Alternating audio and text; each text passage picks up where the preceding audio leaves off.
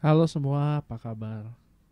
Saya Chang Lao She, Anda ada di acara Kelimpahan Alkitabiah. Buat yang teman-teman yang selama ini belum pernah dengerin saya perkenalkan diri dulu. Saya bukan seorang pendeta, saya ibadah di Jakarta City Blessing, cabang Green Lake. Saya kerja, saya jual produk keuangan, saya bantu orang supaya bikin perencanaan keuangan yang baik. Gimana caranya supaya orang nggak miskin. Oke, terus kalau misalnya ini acaranya kan ada di YouTube juga nih, ada di YouTube sekarang live di Heartline Network. Ada juga saya punya channel YouTube namanya Kelimpahan Alkitabiah, ada IG-nya juga, sama juga namanya Kelimpahan Alkitabiah. Jadi kalau yang mau dengar siaran-siaran kemarin atau yang hari ini mau dengar lagi, silakan subscribe ke channel saya, nanti ada.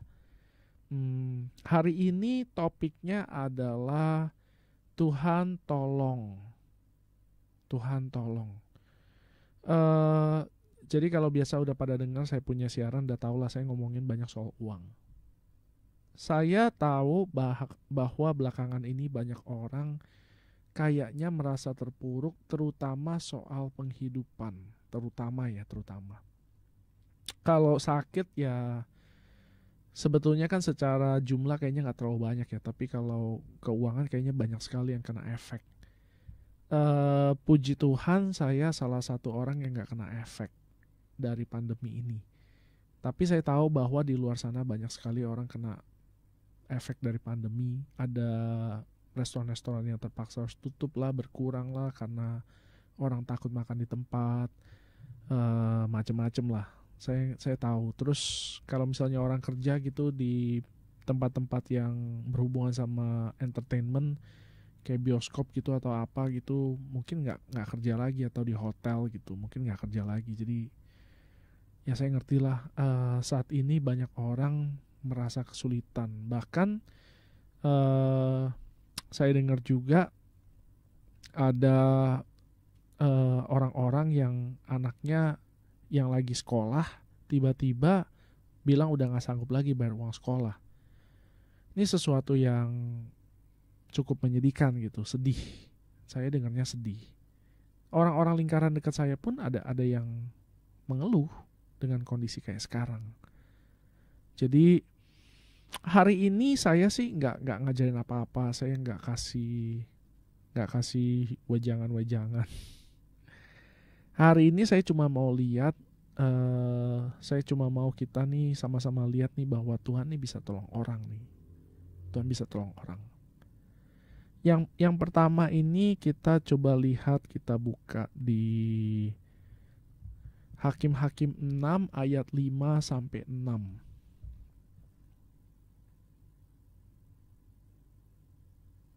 Hakim-Hakim 6 ayat 5 sampai 6.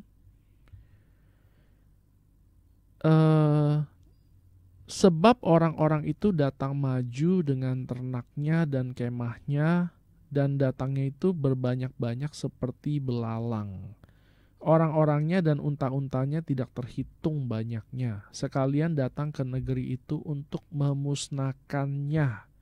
Sehingga orang Israel menjadi sangat melarat oleh perbuatan orang Midian itu. Jadi latar belakang cerita ini adalah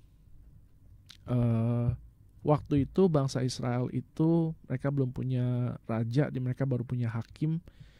Terus udah gitu ada satu bangsa namanya Midian yang datang menyerbu ke Israel karena orang Israel itu berubah setia terhadap Tuhan. Jadi karena mereka berubah setia, mereka keluar dari lingkaran perlindungan Tuhan. Lalu datanglah orang-orang Midian ke sana untuk menyerbu. Nah, orang-orang Midian ini jahat sekali. Mereka itu datang cuma pas waktu perlu panen.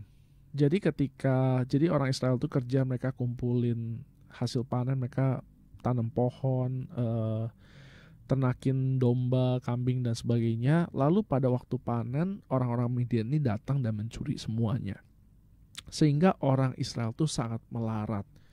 Ini kasihan sekali melaratnya. Kita bisa bayangin lah, kayak selama ini kita punya tabungan, Tapi hilang tabungannya lah, entah dibohongin orang lah, entah orang pinjam gak bayar lah, entah bisnis gagal lah, entah bagaimana lah. Dan sekarang kita sudah gak punya apa-apa lagi. Ini sedih sekali. Saya ngerti. Terus udah gitu ada juga satu kejadian di satu Raja-Raja 17 ayat 12.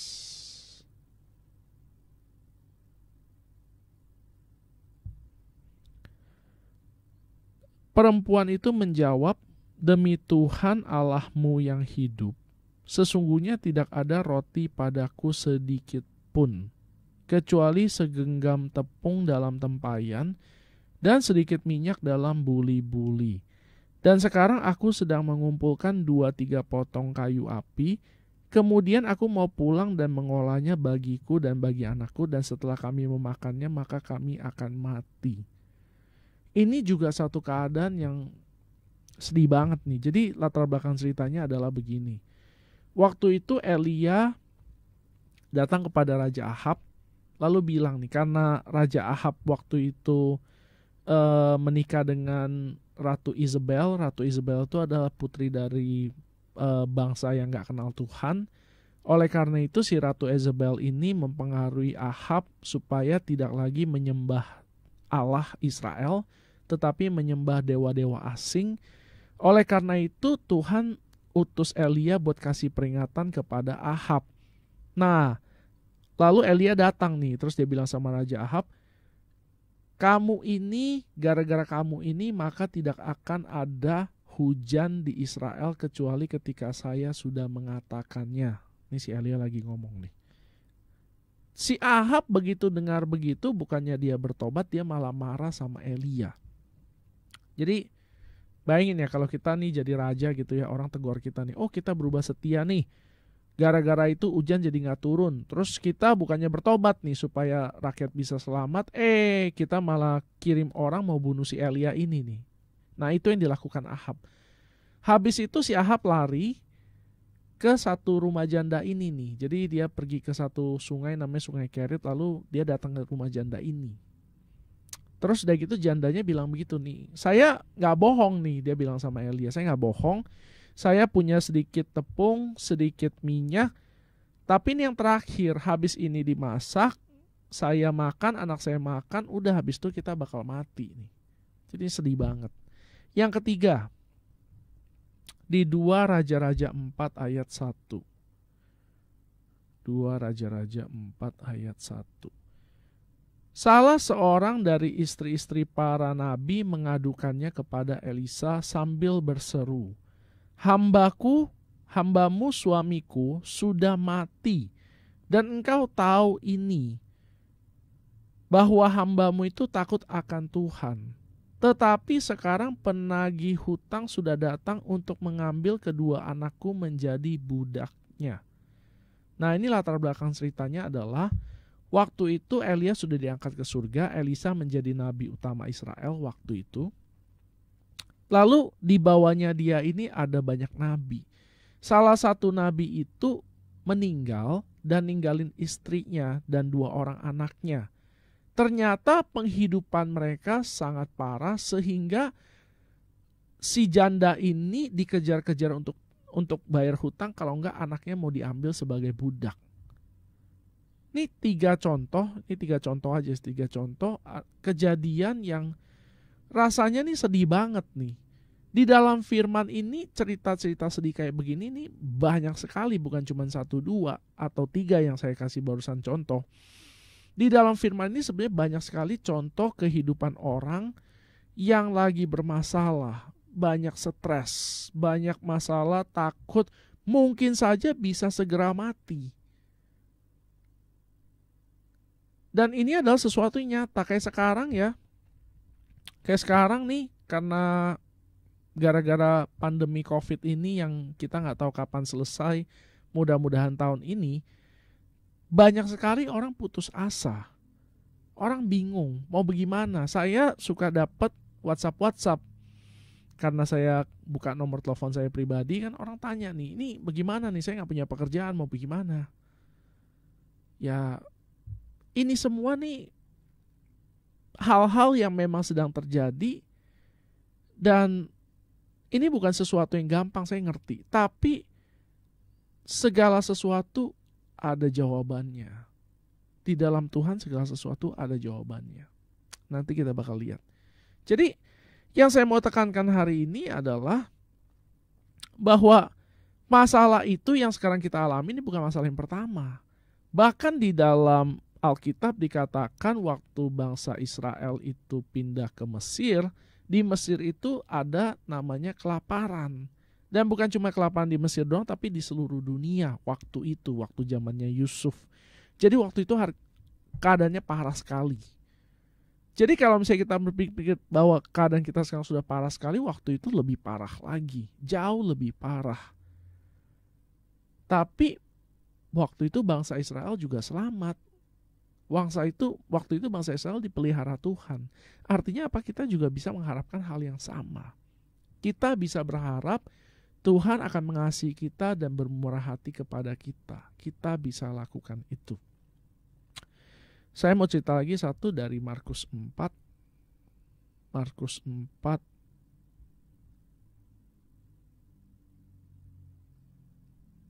ayat 35 sampai 39.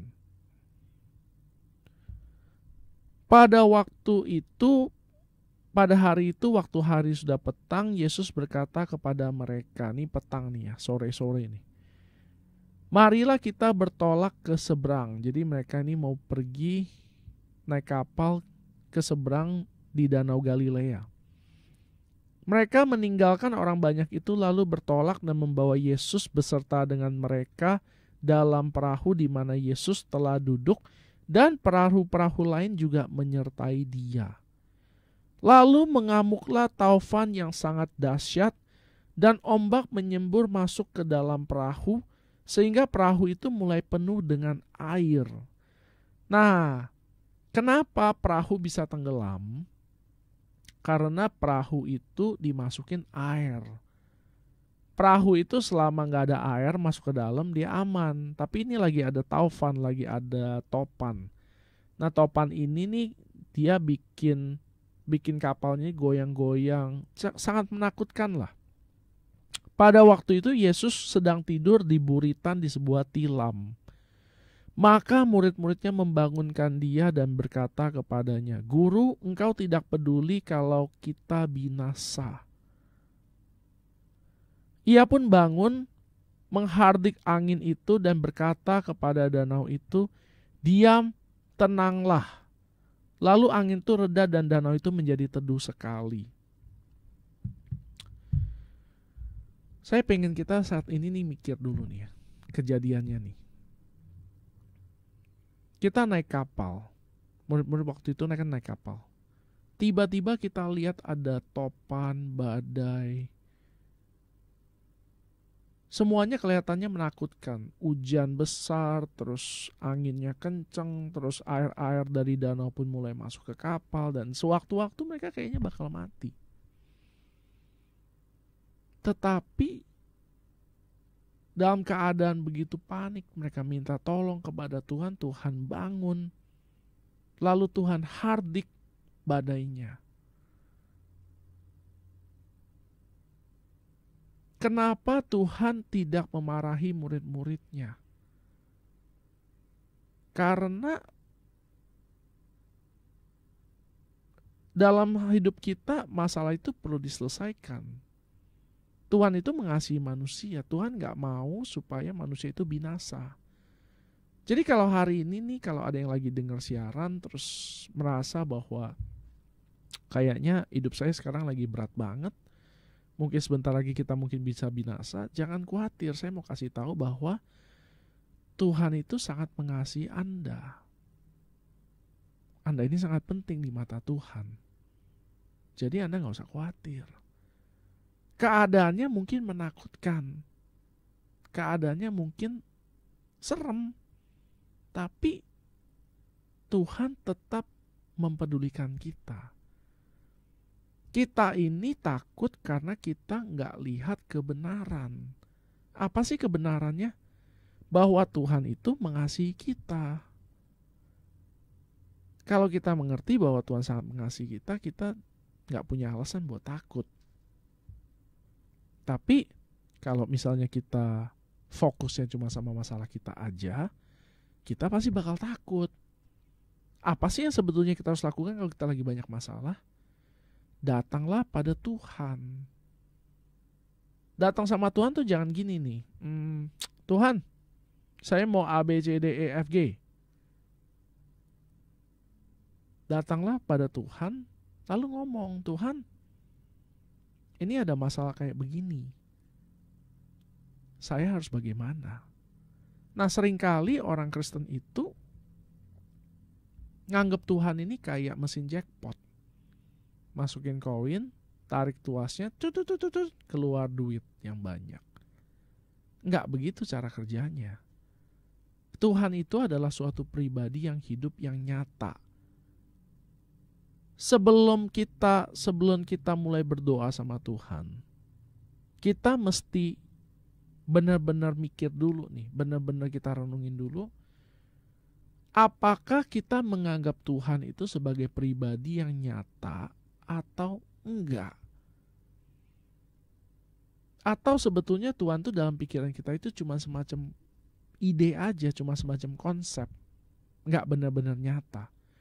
Mungkin banyak dari kita yang udah Kristen dari kecil, tapi selama ini kita nggak pernah bangun hubungan sama Tuhan sebagaimana seharusnya. Kita ngerti ngobrol sama teman, kita ngerti ngobrol sama saudara, kita ngerti ngobrol sama orang tua atau sama anak, tapi kita nggak ngerti ngobrol sama Tuhan. Kita nggak ngerti bangun hubungan sama Tuhan. Padahal ini adalah hal yang sangat penting. Bisa gak sih Tuhan tolong kita? Bisa banget. Tapi kita harus tahu caranya Tuhan. Nah, caranya kita bisa tahu artinya Tuhan adalah dengan kita punya hubungan yang intim. Saya misalnya jadi orang luar biasa kaya.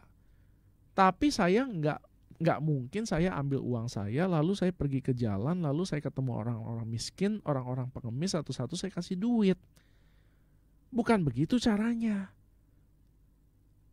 Kenapa? Karena saya nggak kenal mereka, mereka nggak kenal saya. Tapi kalau saya punya teman saya kenal baik, dia tahu saya tahu dia, lalu dia punya kesulitan, saya akan pikirkan cara bagaimana supaya saya bisa tolong dia. Nah, Tuhan juga sama. Tuhan itu mau kita ini mengenal dia. Tuhan ini mau supaya kita kenal dia, supaya kita bisa percaya sama dia. Nah, waktu kita percaya sama dia, lalu Tuhan kasih solusi. Solusinya itu kita bisa terima sehingga mengakibatkan kita punya persoalan beres. Nah, ini penting. Jangan berpikir bahwa Tuhan itu kayak semacam, oh, pokoknya saya udah berdoa berarti ya udah selesai gitu. Enggak. Tuhan itu pribadi yang punya pikiran, punya perasaan, punya kehendak. Tuhan itu adalah pribadi yang punya pikiran, perasaan, dan kehendak. Walaupun kita nggak bisa lihat Tuhan, tapi Tuhan itu sangat nyata. Firman bilang lebih nyata yang nggak kelihatan daripada yang kelihatan.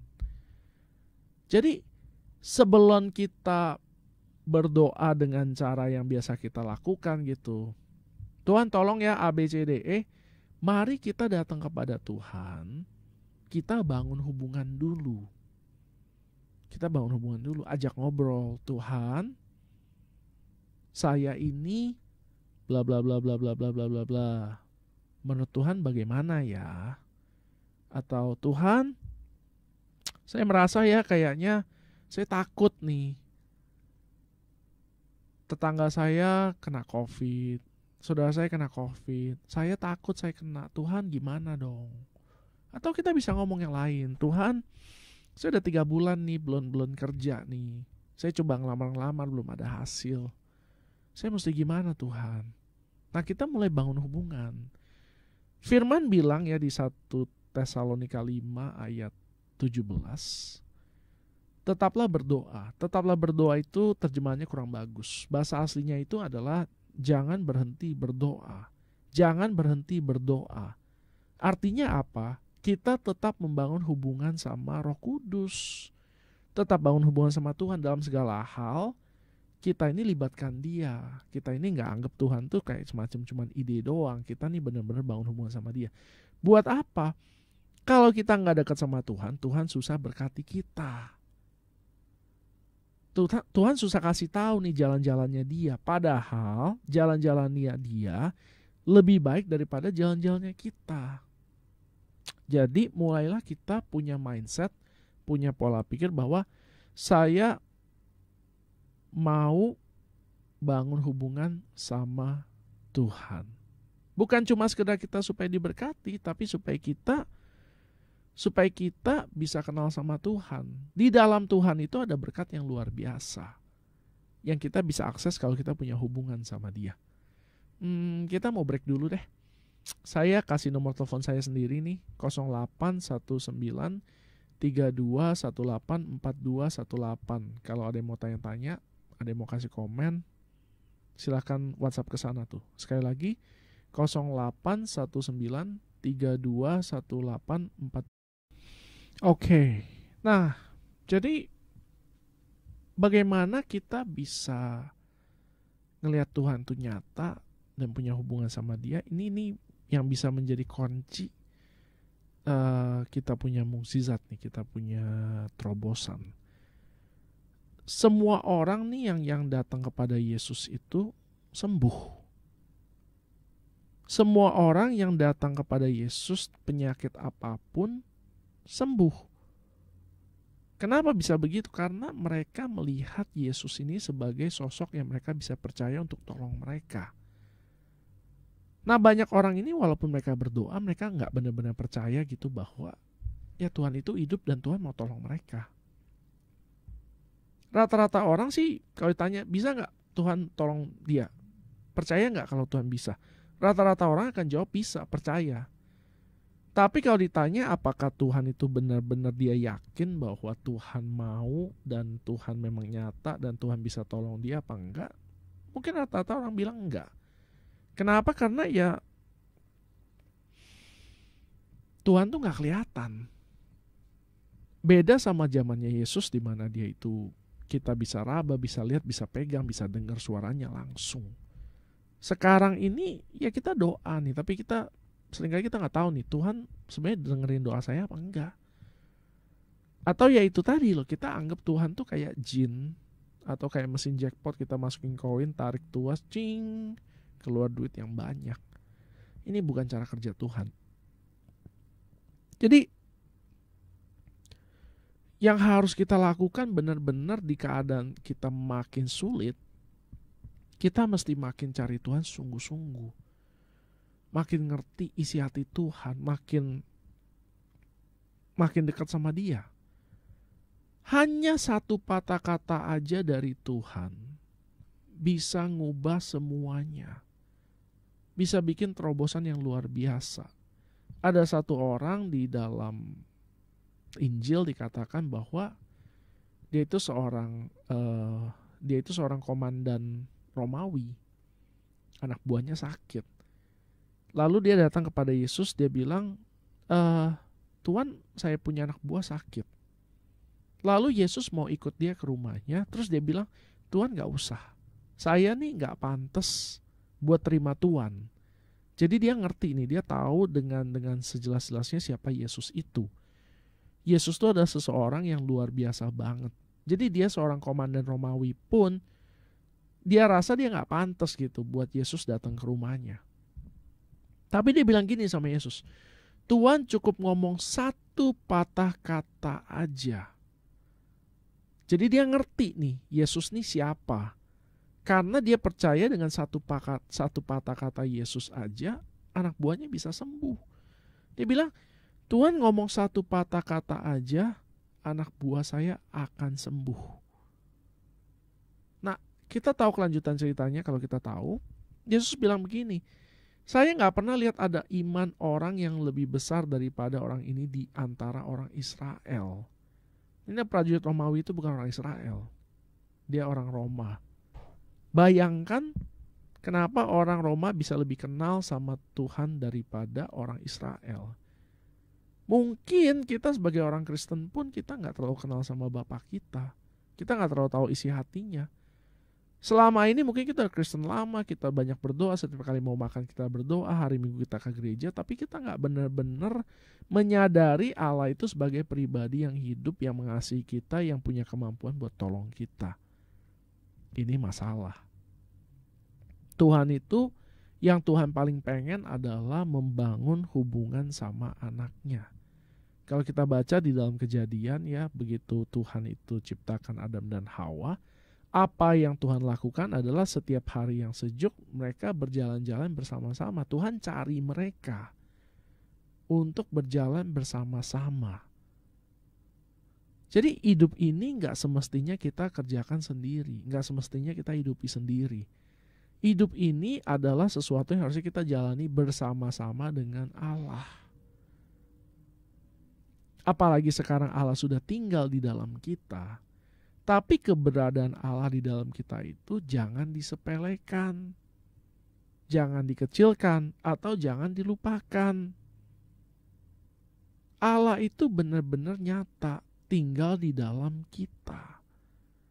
Bagian sini nih kita mesti udah jelas banget. Kalau kita belum jelas banget ya, kita akan sulit buat nerima sesuatu dari Tuhan.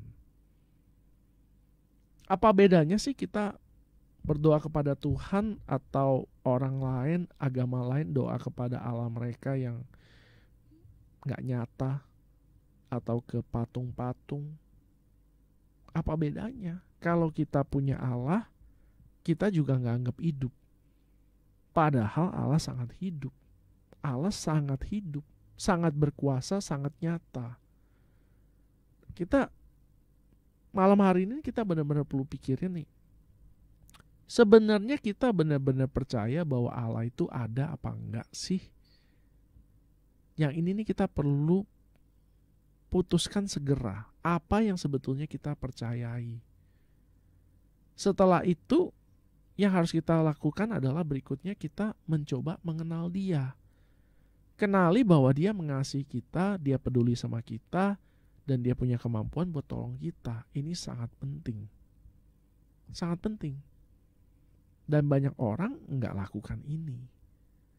Semua orang kalau lagi ada masalah maunya masalah cepet beres. Tapi nggak ada yang mau tahu siapa Tuhan itu.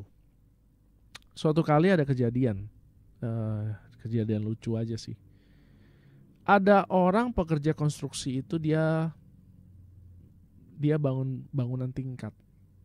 Dia bangun bangunan tingkat, udah gitu dia udah naik ke atas, tiba-tiba dia kelupaan sesuatu karena dia udah tinggi banget ada di atas. Dia mau panggil temennya di bawah susah.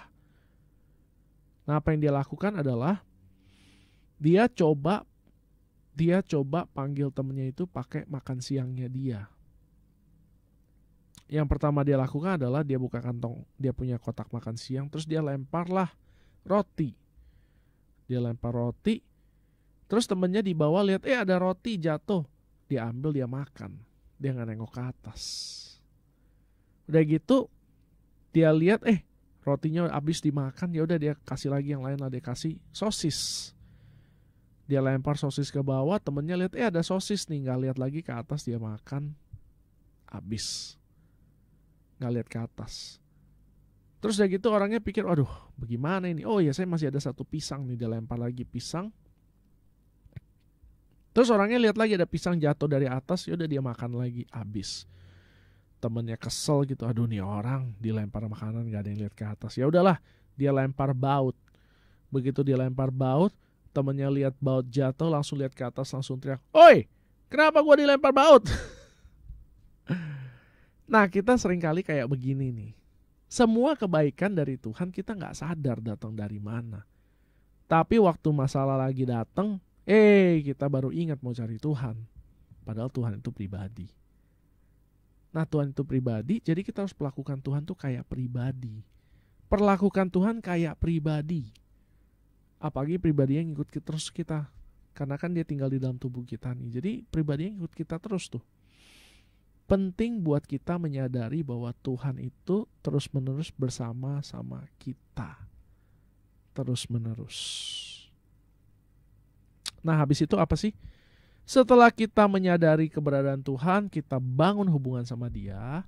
Yang ketiga adalah kita mesti ngutamain Tuhan. Kita nggak bisa anggap Tuhan itu sebagai setara. Kita nggak bisa anggap Tuhan itu sebagai cuman penasehat doang. Kita harus anggap kata-kata Tuhan, kehendak Tuhan itu yang paling utama. Pribadi Tuhan itu yang paling utama. Kalau misalnya kita ngerti fisika nih ya, fisika.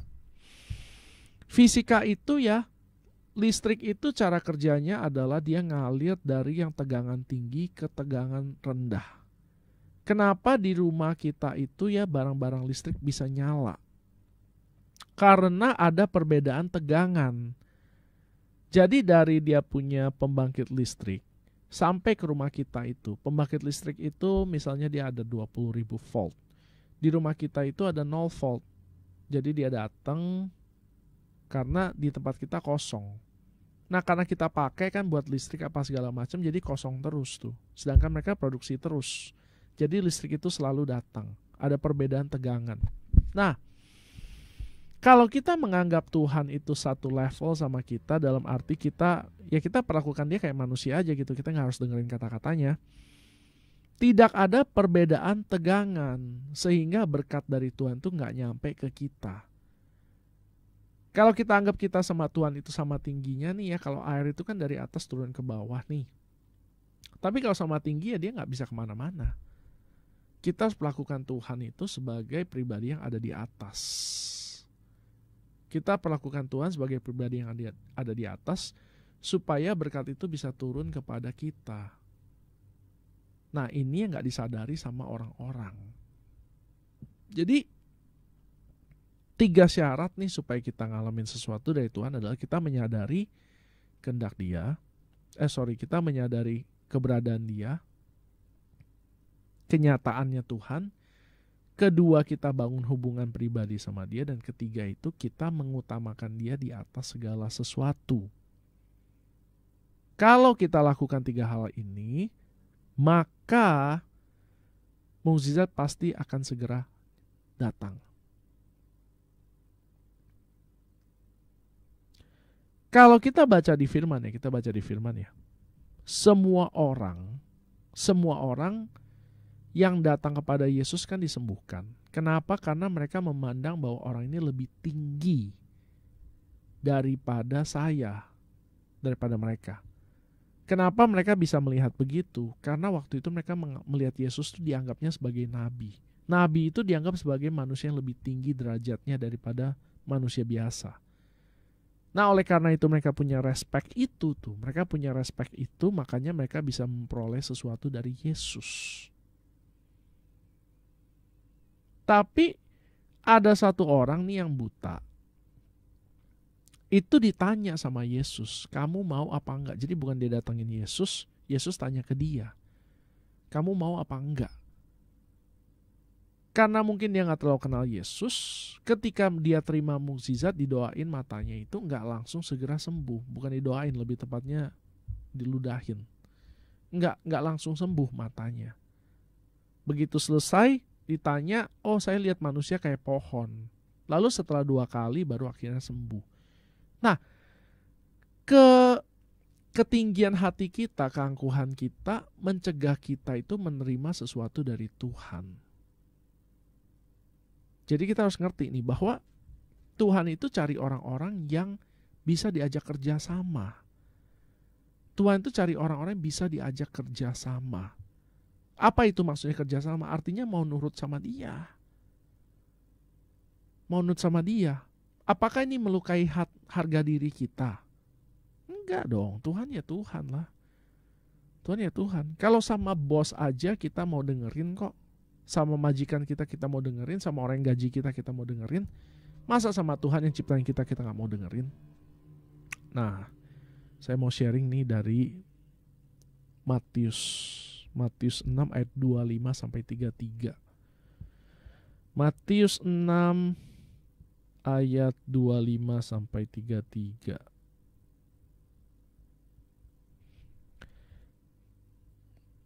Mulai dari 24 dulu lah. tidak seorang pun dapat mengabdi kepada dua tuan. Ada dua tuan nih. Karena jika demikian, ia akan membenci yang seorang dan mengasihi yang lain. Atau ia akan setia kepada yang seorang dan tidak mengindahkan yang lain. Kamu tidak dapat mengabdi kepada Allah dan kepada Mamon. Apa sih Mamon? Mamon itu adalah dunia. Sederhananya Mamon adalah dunia. Kita bisa termasuk bagian dari dunia itu. Jadi kita tidak bisa mengabdi baik kepada Allah maupun kepada Mamon pada waktu yang sama. Karena Mamon itu bisa kita sendiri, artinya kita nggak bisa nih mengabdi kepada diri kita dan kepada Tuhan sekaligus. Mesti ada satu yang lebih tinggi. Apa yang harusnya lebih tinggi itu adalah Tuhan. Jadi Tuhan bilang nih, kalau kita menganggap diri kita sama tingginya sama Tuhan, atau kita menganggap bahwa ada yang lebih penting daripada Tuhan di dalam hidup kita, kita tidak bisa menerima sesuatu dari Tuhan. Nggak bisa. Nggak bisa loh, bukan Tuhan nggak mau kasih. Tuhan sudah kasih, tapi berkatnya nggak bisa turun karena kita levelnya ada di atas. Berkatnya ada di bawah. Mestinya kita ada di sini, kita menaikkan diri. Kalau ada di sini, kita berkatnya bisa turun tuh. Tapi kalau misalnya kita ada di atas, berkatnya nggak bisa naik ke atas nih. Nggak bisa melawan gravitasi. Gitu. Saya lanjutin ya, baca ayatnya. Matius 6 ayat 25 sekarang. Matius 6.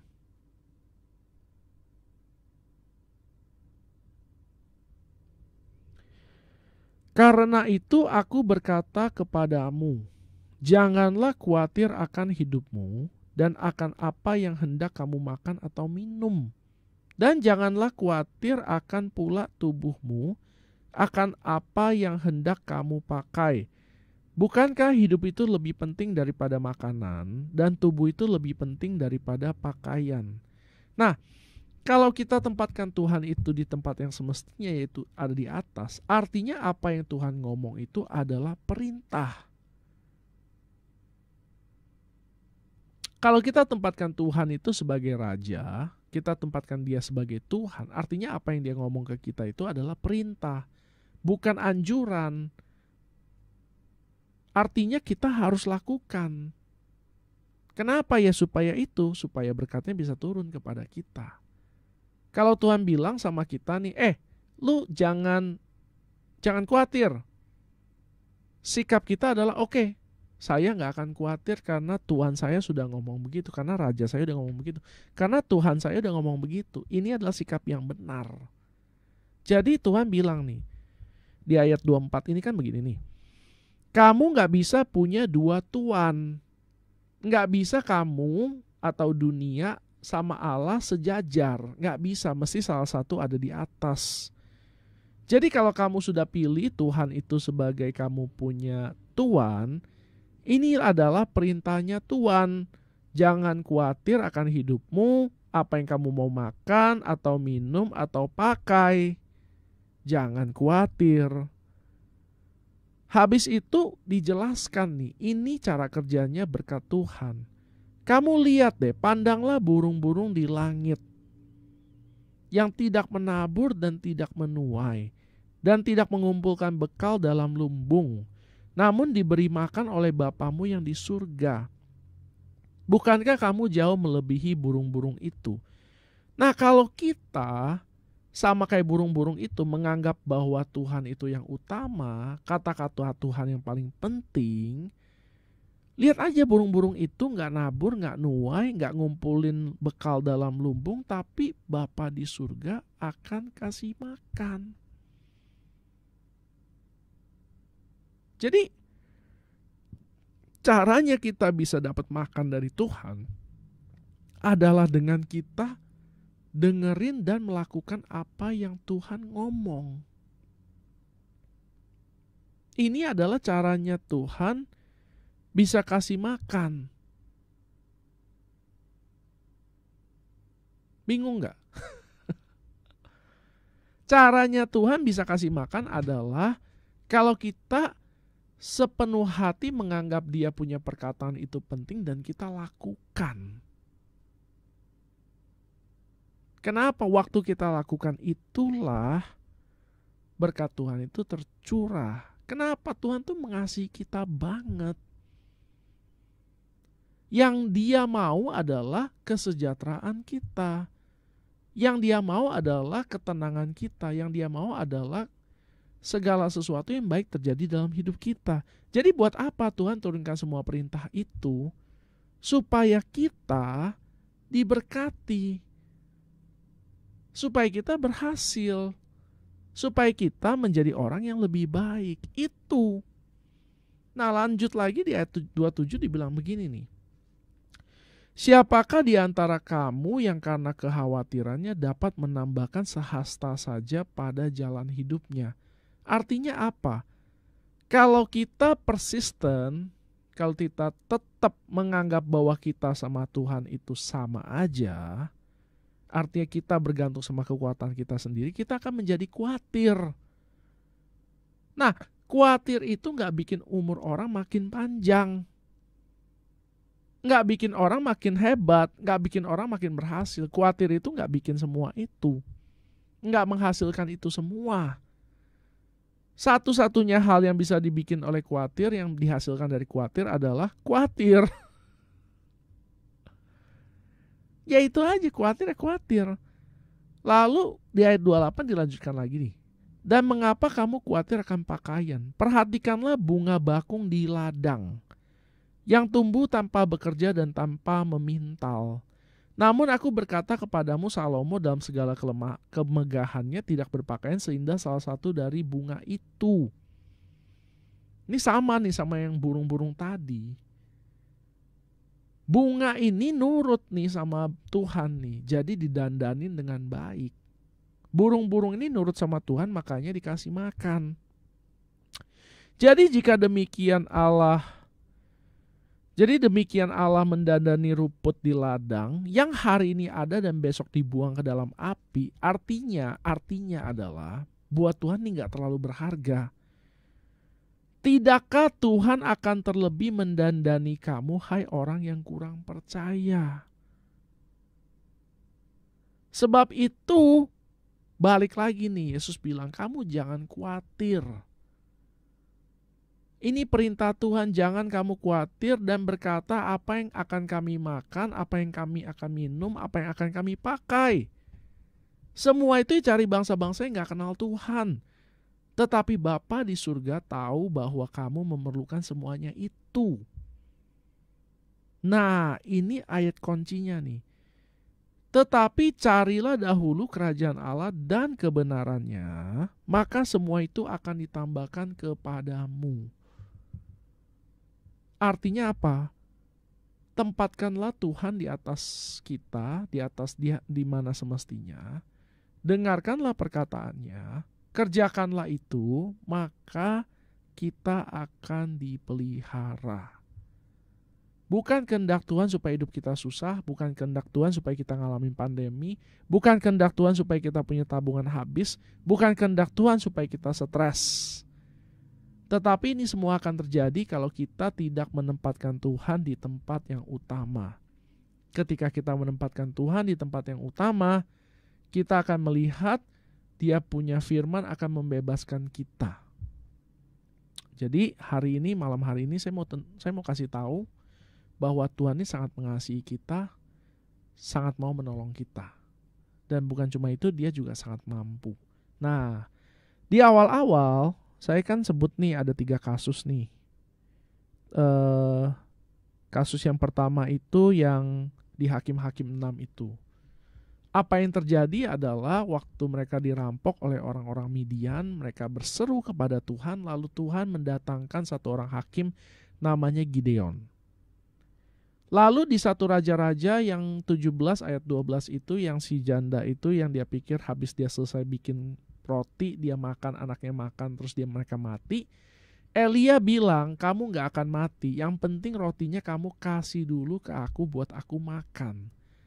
Nah, ketika janda itu melakukan apa yang Elia suruh, atau apa yang Tuhan suruh, sama seperti yang barusan saya sharing, mereka hidup. Mereka hidup. Sampai hujan kembali turun ke Israel. Lalu yang terakhir di Raja-Raja 2 Raja-Raja 4 ayat 1, di mana Elisa ditanyain sama istrinya Nabi yang orang mau ambil anaknya buat dijual jadi budak itu.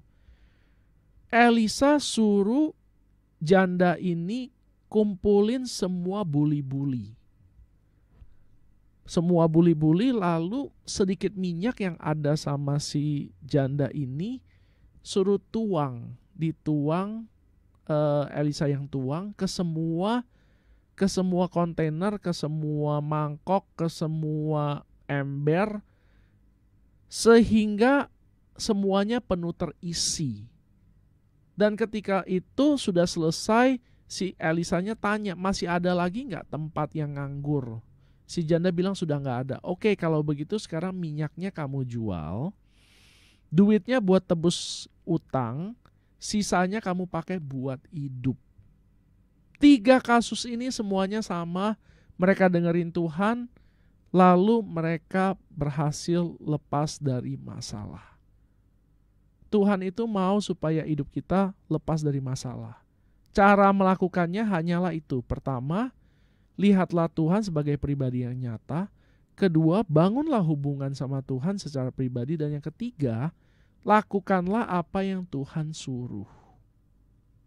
3 kunci ini kalau kita lakukan dengan benar, pasti akan segera ada terobosan.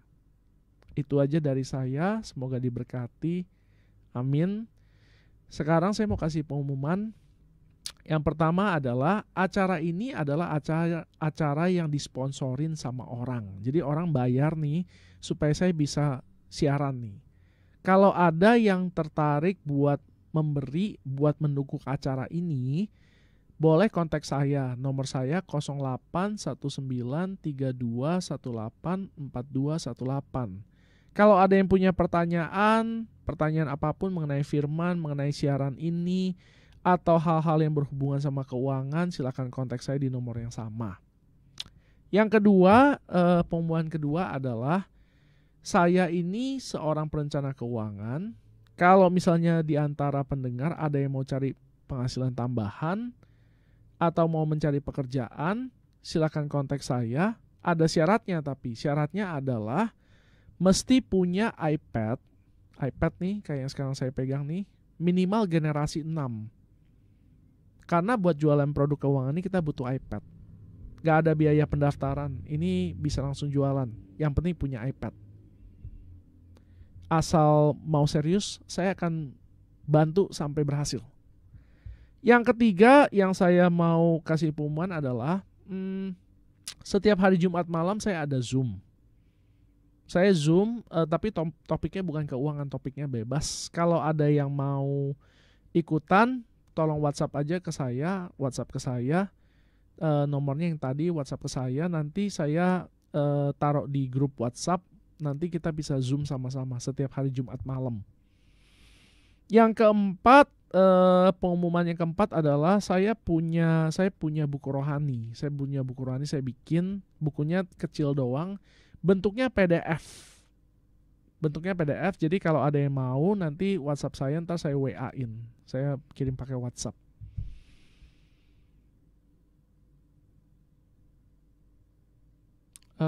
Terakhir, jangan lupa subscribe ke saya punya channel YouTube sama IG namanya Kelimpahan Alkitabiah. Saya rasa itu aja dari saya. Selamat malam. Tuhan berkati.